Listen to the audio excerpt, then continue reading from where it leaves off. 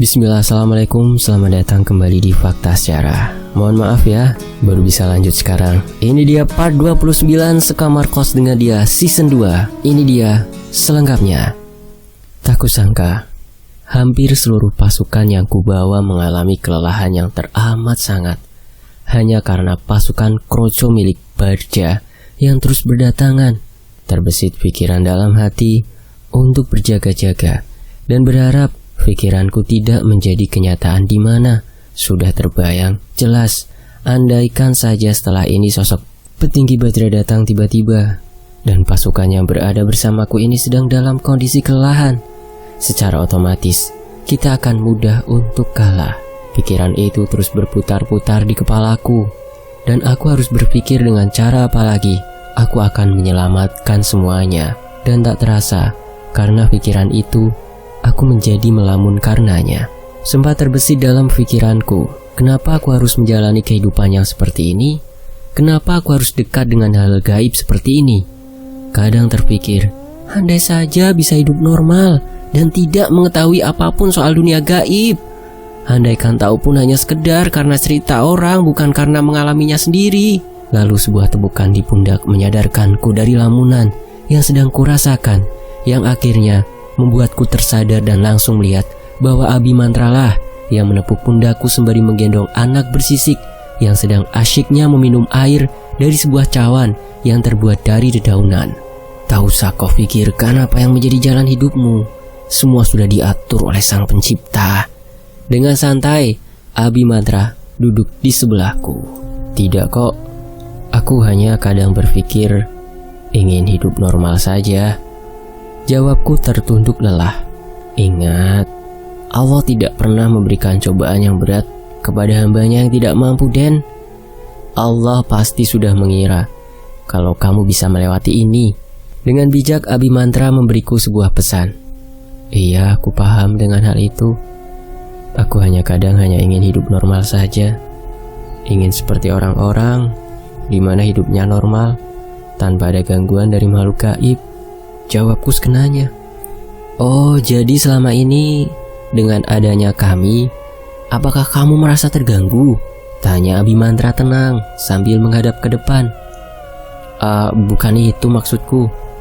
Aku suka dengan adanya kalian. Aku juga mensyukuri dengan apa yang aku peroleh. Sebuah kelebihan yang tidak dimiliki orang lain. Tapi kadang aku ingin sejenak menjadi normal. Jelasku pada Abi Mantra. Bisa, asal kamu mau belajar, ucap Abi Mantra santai. Hah? Yang benar? Aku bisa normal? Aku bisa seperti orang lain yang tidak bisa melihat kalian? Tanyaku berantusias. Ya bisa, malah bisa sekali. Hanya saja tidak permanen. Dan kalau kamu pintar, kamu bisa mengontrol kapan kamu mau melihat dan kapan tidak. Nanti minta damar untuk mengajari, ucap Abi Mantra yang kemudian bangkit dari duduknya dan berjalan pergi. Aku sedikit senang mendengar kalau penglihatanku tentang makhluk gaib ini bisa diatur. Namun di sisi lain, aku juga merasa sedih dan menyesal. Di mana aku menyesal karena takut menyakiti perasaan Abi Mantra dan lainnya karena ucapanku ini. Padahal aku sama sekali tidak ada niatan untuk menyakiti perasaan mereka. Walaupun memang tidak nampak jelas di wajah Abi Mantra. Saat aku sedang berdiam diri sambil duduk di atas batu, Sinta datang dengan gaya khasnya seperti anak kecil. Melihat dia seperti itu, aku jadi merasa enggan untuk menghilangkan penglihatanku ini. Aku akan kangen dengan tingkah laku Sinta nantinya. Iya, kalau aku bisa mengaktifkan dan menonaktifkan kemampuanku. Kalau seumpama aku hanya bisa menonaktifkannya saja, aku pasti akan sangat kehilangan sosok ceria dan centil itu. Heyan, sepertinya semua pasukan sudah mulai pulih. Sinta memberi laporan kondisi saat ini. Iya, oke, tunggu sebentar. Biarkan mereka beristirahat dulu ya. Jawabku seperti orang linglung karena pikiranku tadi. Baiklah, kamu gak apa-apa kan? Tanya Sinta penasaran. Gak apa-apa kok tak. Cuman tadi kepikiran sesuatu. Dan setelah lihat kamu, sepertinya yang aku pikirkan tadi gak penting. Jawabku padanya. kamu ini bisa aja. Ya udah, kamu juga istirahat dulu. Akan kuperintahkan semua petinggi untuk berjaga selagi yang lain beristirahat. Ucapnya berlalu pergi, tak mau hanya berdiam diri. Aku juga berinisiatif untuk pergi melihat keadaan sekitar. Aku meminta Argani untuk menemaniku memantau keadaan dari atas. Argani pun mendekat padaku dan mempersilahkan aku untuk naik di atas punggungnya. Aku pun melesat bersama dengan Argani ke langit.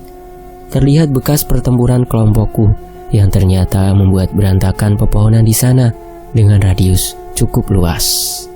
Bahkan pepohonan yang berada agak jauh dibuat doyong ke samping akibat dari pusaran energi yang kita hembaskan pada tanah. Namun setelah dilihat, hal itu memberikan keuntungan dan kerugian bagi kita. Keuntungannya kita menjadi lebih mudah untuk menuju ke tempat selanjutnya, dan kerugiannya kita menjadi berada di daerah terbuka, di mana para musuh bisa saja menyerang kita sewaktu-waktu dan dari arah manapun mereka mau. Argani membawaku berkeliling melihat ke arah di mana kita akan pergi untuk memastikan tidak akan ada masalah nantinya. Sinta yang melihatku terbang maju melihat jalur selanjutnya ikut menyusulku. Mungkin dia khawatir jika nanti di atas akan ada serangan tiba-tiba padaku.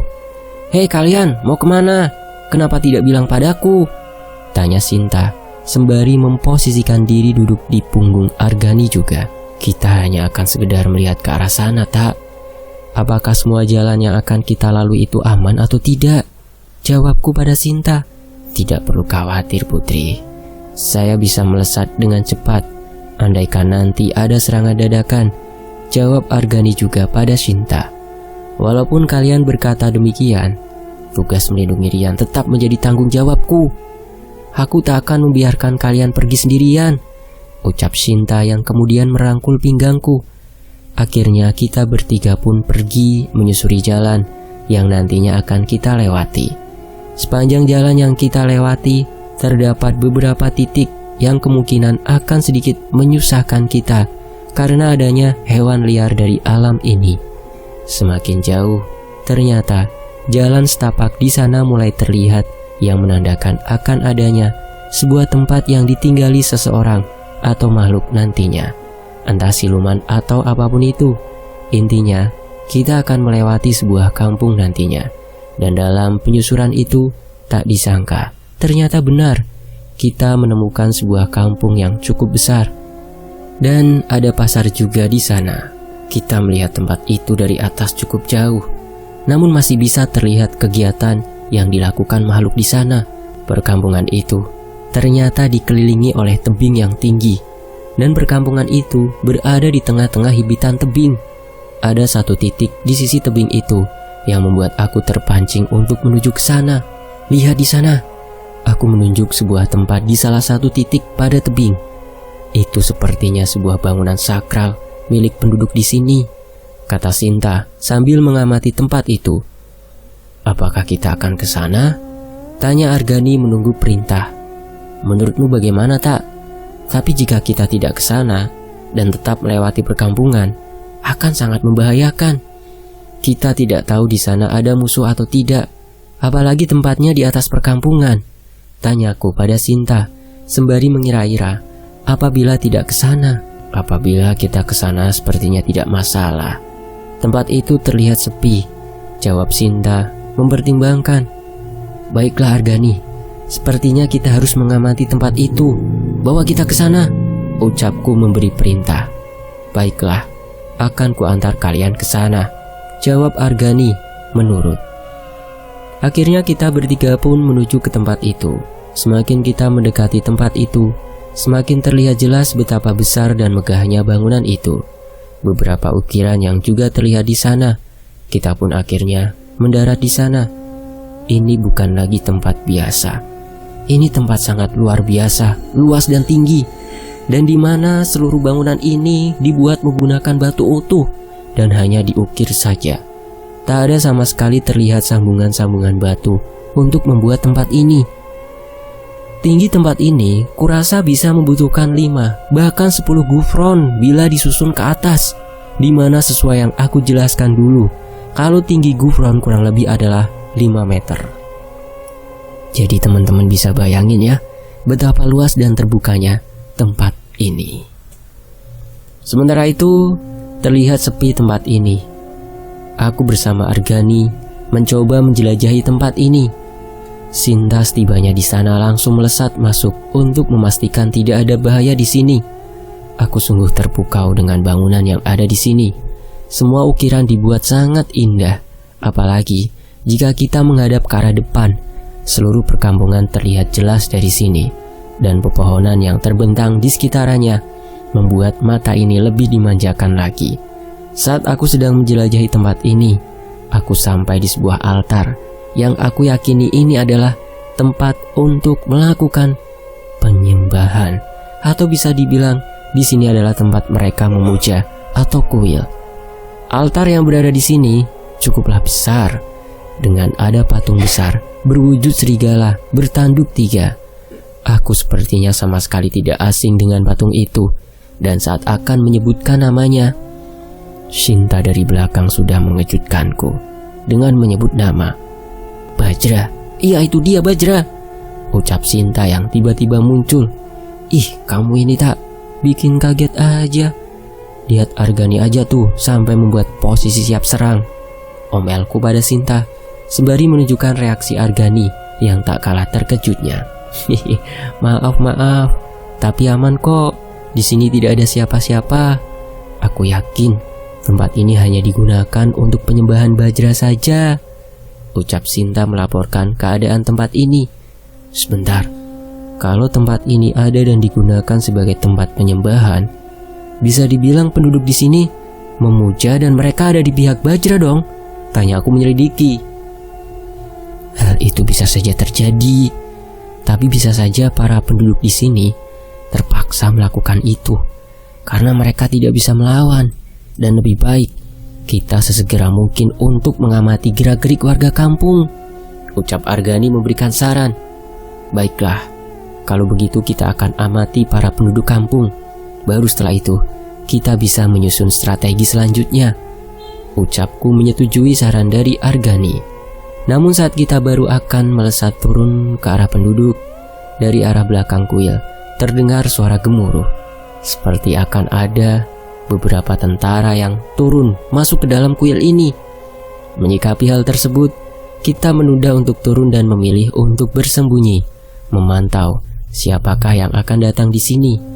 Argani kuperintahkan untuk melesat ke bagian langit-langit kuil ini, sedangkan aku bersembunyi bersama Sinta dan mencari tempat yang cukup sulit untuk terlihat dari arah luar, namun kita yang bersembunyi bisa melihat ke arah keluar. Kita pun menemukan sebuah tempat yang memiliki sela-sela, dan tempat itu sepertinya salah satu tempat yang penting, di mana dalam tempat yang ada, di sana berjajar beberapa patung siluman yang saling berjajar. Beberapa di antara wujud patung yang banyak itu kita pernah berjumpa dengan dia. Dan satu patung yang aku masih sangat ingat adalah sosok yang dibinasakan oleh Sinta tadi. Kita pun bersembunyi di sela-sela dinding dan patung yang ternyata menyisakan sedikit ruang. Namun jika dilihat dari luar, tempat kami bersembunyi ini sangat sulit untuk dilihat. Sinta menyarankan kita untuk bersembunyi di sana. Suara langkah kaki merangsak masuk mulai terdengar jelas. Sinta langsung meraih tanganku dan menyeretku untuk segera bersembunyi di sana. Tiba-tiba, aura yang kuat mulai terasa bersamaan dengan munculnya sosok berpostur tinggi besar, berkepala singa, dengan sayap hitam yang tidak kalah besar menempel di punggungnya. Suara ramai orang-orang juga terdengar dari belakangnya, yang ternyata adalah sekelompok penduduk yang sepertinya dipaksa untuk bekerja dengan mereka. Terlihat di tangan dan kakinya terdapat sebuah rantai dan borgol berduri.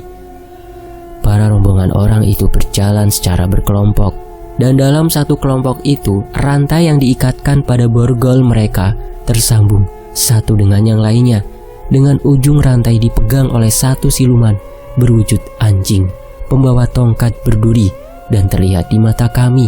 Setiap kelompok terdiri dari 10 tawanan, dan yang dibawa kemari ada sekitar 5 kelompok.